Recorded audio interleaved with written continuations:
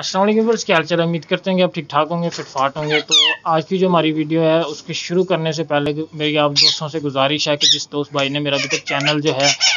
Subscribe नहीं किया हुआ तो उनसे गुजारिश है कि वो काइंडली जाके मेरा चैनल जो है सब्सक्राइब कर दे और बेल आइकन को प्रेस कर दे, ताकि मेरी जो नई से नई वीडियोज़ आने वाली हैं वो आप तक बर वक्त जो है पहुँचती रहें। ठीक है,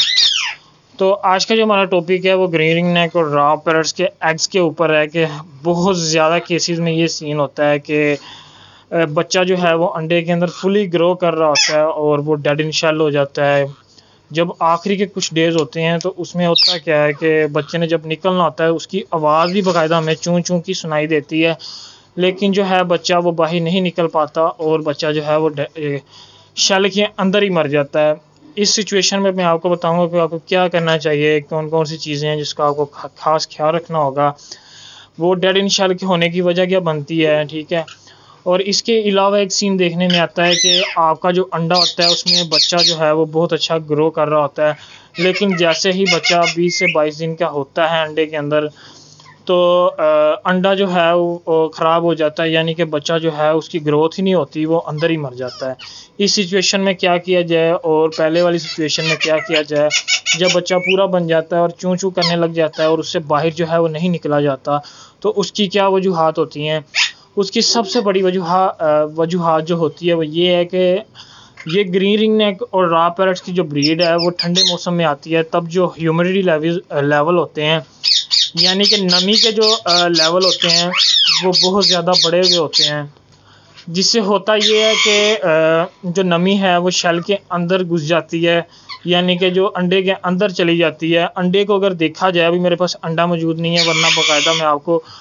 प्रैक्टिकली समझा देता कि किस तरह से नमी का असर होता है और कैसे जो है वो बच्चा झिल्ली के साथ चिपक जाता है, जिसकी वजह से उससे बाहर नहीं निकला जाता।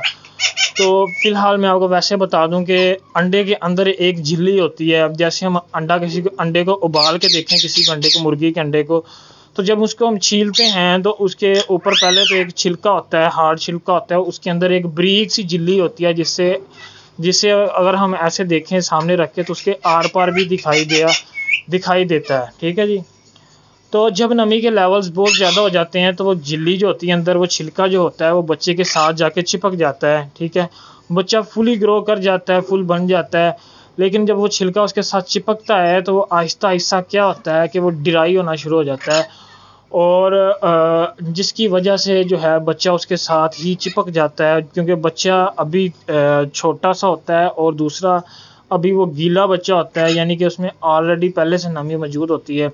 जिसकी वजह से वो झिल्ली जो है उसके साथ चिपक जाती है और उसकी जो चूंच होती है उसमें इतनी पावर नहीं होती कि वो उस झिल्ली को जो है वो फाड़ सके और जो है वो बाहर निकल सके। आपको अंडे के ऊपर जो है वो हल्के हल्के निशान नज़र आएंगे चूंच के, जैसे वो बच्चा जो है वो ट्राई कर रहा है बाहर निकलने की। तो उस सिचुएशन में फिर आप करें क्या। ठीक है, पहले आप अपने बॉक्स के अंदर देखें क्या आपके सारे बच्चे निकल आए हैं या दो, अगर आपके पेड़ ने 4 अंडे दिए हैं उनमें से क्या 2 बच्चे निकल आए हैं, क्या 1 बच्चा निकल आया है। फिर उसके बाद आपने 1 से 2 दिन जो है वो वेट करना है, आपके बच्चे को कुछ नहीं होगा। अगर जो है 1 से 2 दिन का जो है आप गैप भी डाल देंगे तो कुछ भी नहीं होगा। तो देखना आपने ये है कि जब आपके बच्चे ने चूंच मारना स्टार्ट की, उससे अगले जो है 24 घंटे आप काउंट कर लें। अगर आपका बच्चा जो है वो मुसलसल अंडे को तोड़ रहा है और उससे बाहर नहीं निकला जा रहा, तो पहले आपने कोशिश ये करनी है मेरे सामने एक अंडा पड़ा हुआ है, इसमें आपको प्रैक्टिकल करके दिखा देता हूँ। अगर सपोज करें कि ये अंडा है, इसके अंदर बच्चा है और आपके साथ जो है वो इशू आ रहा है कि आपका बच्चा अंदर बोल तो रहा है लेकिन उससे निकला नहीं जा रहा, तो इस सिचुएशन में आपने फिर करना क्या है। मैं ऑलरेडी जो मेरे पास है बहुत ज़्यादा इशू आए थे, इसीलिए मैंने ज़रूरी समझा कि आपको बता दूं, ताकि जो है आप भाइयों का जो है वो नुकसान ना हो और आप जो है वो ईजीली खुद घर बैठे बच्चे को जो है वो बाहर निकाल सकें। ठीक है, तो जैसे आपको लगे यहाँ पे सारे अराउंड में जो है बच्चे ने चूंच मारी हुई है लेकिन उससे बाहर नहीं निकला जा रहा और बाकी जो है आपके बॉक्स के अंदर 1 से 2 बच्चे निकल आए हैं, तो फिर आप ये देखें इसकी यहाँ इस वाली साइड को, ऊपर वाली को, एक ये नुकीली चीज़ होती है, देखें एक नोक होती है अंडे की और एक बैक साइड जो होती है फुली गोल होती है। बच्चा जो है वो इधर से निकलता है चूंच मार के। ठीक है, इसको कट करके ऐसे गुलाई में बच्चा जो है वो बाहर निकल रहा है, तो आप उसको पहले इस तरह से प्रेस करें हल्का सा, ठीक है। अगर तो उसके अंदर इशू होगा, अगर तो नमी का इशू होगा तो आपके बर्ड्स के साथ तो अंडे का क्या सीन होगा कि अंडा जो है वो अंदर को प्रेस हो जाएगा, ठीक है। अगर नमी का इशू ना हुआ तो जैसे आप ऐसे प्रेस करेंगे तो अंडा जो है वो वहाँ से क्रैक होके टूट जाएगा, ठीक है। यहाँ आप इसके अलावा एक और काम कर सकते हैं कि अंडे को हल्का सा यहाँ से नाखून के ज़रिए ऐसे छील के निकाल दें, ठीक है। इसके ज़रिए आप क्या होगा कि आप जो है वो अंदर जो है वो बच्चे को देख सकते हैं कि वाकया झिल्ली अंदर चिपकी हुई है नहीं चिपकी हुई। अगर आप अंडे को यहाँ से आप क्रैक करेंगे, ये देख सकते हैं दोबारा, तो अगर कोई इशू बना भी कि अंदर बच्चा कंप्लीट नहीं हुआ तो फिर आपके साथ जो है वो कोई मसला नहीं आएगा, आप इजीली जो है बच्चे को सरवाइव करवा सकते हैं। आपने यहाँ से पीछे से नहीं क्रैक करना, पहले आपने इधर से क्रैक करके देखना है ऊपर वाले सिरे से, क्योंकि इतने हिस्से में बच्चा होता है, यहाँ से लेके यहाँ तक जो है वो बच्चा होता है, इससे आगे बच्चा जो है वो नहीं होता, वो यहाँ से इसको छील के निकालता है, बच्चा यहीं तक रहता है इतने हिस्से में, ठीक है। तो आपको जैसे लगे यार झिल्ली जो है वो बच्चे के साथ चिपकी हुई है तो फिर आपने स्लोली जो है इसका शेल उतारना जो है स्टार्ट कर देना है। जैसे ही आप इतना शेल निकालेंगे तो बच्चा जो है वो ऑटोमेटिकली लेग्स को है वो हरकत में देते हुए खुद ब खुद जो है अंडे से बाहर आ जाएगा। मेरे पास अल्हम्दुलिल्लाह राक है जो था, उसका भी बच्चा मैंने ऐसे ही निकाला था, और उसके बाद जो है यहाँ पे 2 बच्चे मैंने इस पेयर के निकाले थे, इसके अलावा यहाँ पे एक पेयर था, उसका भी एक बच्चा जो है वो मैंने ऐसे ही निकाला था, और तकरीबन मैं 5 से 6 जो बच्चे हैं उनको मैंने ऐसे ही सर्वाइव करवाया। अगर तो कोई बंदा आता नया या जिसको पता नहीं था तो उसके पास 100% मुझे पता था कि वो बच्चे जो थे एक्सपायर हो जाने थे। तो जब बच्चे आप निकाल रहे हैं तो उसके बाद आपने वो डायरेक्टली जो बच्चा है वो पेरेंट्स के नीचे शिफ्ट नहीं कर देना, क्योंकि जो बच्चा जब अंदर रहता है तो वो बहुत ज़्यादा यानी कि डिस्टर्ब हो चुका होता है झिल्ली के साथ चिपकने की वजह से, ठीक है। तो उसको थोड़ा सा जो है आपने ग्रो करने देना है, यानी कि उसको आपने इंक्यूबेटर में रखना है,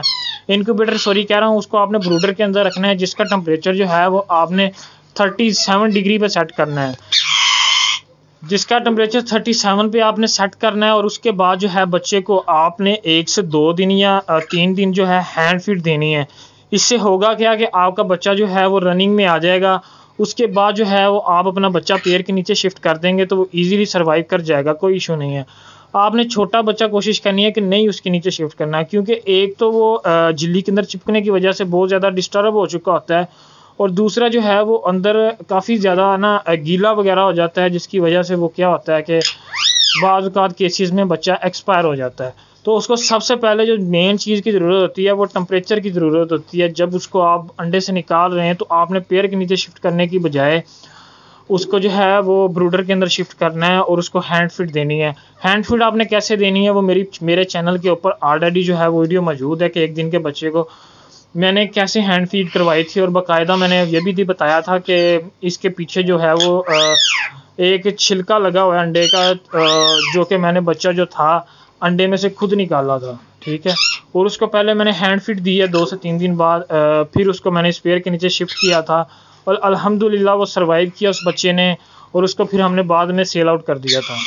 तो बताने का मकसद ये है कि आपने थोड़ी सी एफर्ट करनी है, क्योंकि आपको पता है कि ये जो बर्ड्स होते हैं, रॉ पैरट्स की बात की जाए या येलो रिंग नेक्स वगैरह की, तो वो बहुत ज़्यादा एक्सपेंसिव होते हैं। ग्रीन रिंग नेक का तो बंदा नुकसान बर्दाश्त कर सकता है, लेकिन इन बर्ड्स का जो है वो बंदा नुकसान बर्दाश्त नहीं कर सकता। इसलिए मेरा मकसद ये होता है कि आपको ज़्यादा से ज़्यादा बताऊं ताकि आप जो है वो खुद ऑटोमेटिकली जो है वो कर सकें और जो है आगे से आगे जो है मज़ीद बढ़ सकें। तो उसके बाद जब आप बच्चा आपका सर्वाइव कर जाता है तो उसको आप इसके नीचे भी शिफ्ट कर सकते हैं। अगर आप वैसे रखेंगे तो मे भी हो सकता है कि बच्चा जो है वो गीला होता है, थोड़ा सा अनकम्प्लीट भी हो सकता है, क्योंकि उसका टेम्परेचर नहीं मिलता लास्ट डेज में कुछ खास मिला हो। जैसे ही कोई एक आध बच्चा निकल आता है तो पेरेंट्स जो होते हैं वो बच्चे को ज़्यादा फीड करवाने की तरफ तवज्जो देते हैं, अंडे इतने नहीं सेकते। तो हो सकता है कि बच्चा जो है वो एक तो बहुत ज़्यादा गीला हो और उसके नीचे उसकी जो वेंट होती है पेट वाली साइड जहाँ से नाफ निकलती है, जहाँ से उसको फीड मिलती है, वो जो है वो बॉक्स के अंदर चिपक जाए, जिसकी वजह से बच्चा जो है वो एक्सपायर हो सकता है। इसीलिए मैं आपको यही रेफ़र करूँगा कि भाई पहले आप उसको 1 से 2 दिन जो है वो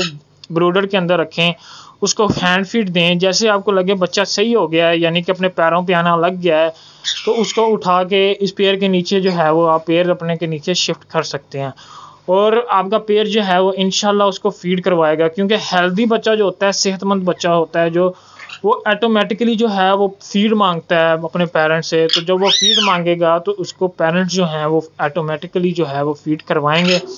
और जो आपका बच्चा है वो अच्छे से सरवाइव कर सकता है, आपको लॉस जो है वो नहीं होगा, आपका बच्चा जो है वो नहीं एक्सपायर होगा। तो अगर आज की वीडियो आपको ये अच्छी लगी हो तो प्लीज़ वीडियो को लाइक कीजिएगा और मेरे चैनल को जो है वो लाजमी सब्सक्राइब कर दें। ओके, अल्लाह हाफिज़।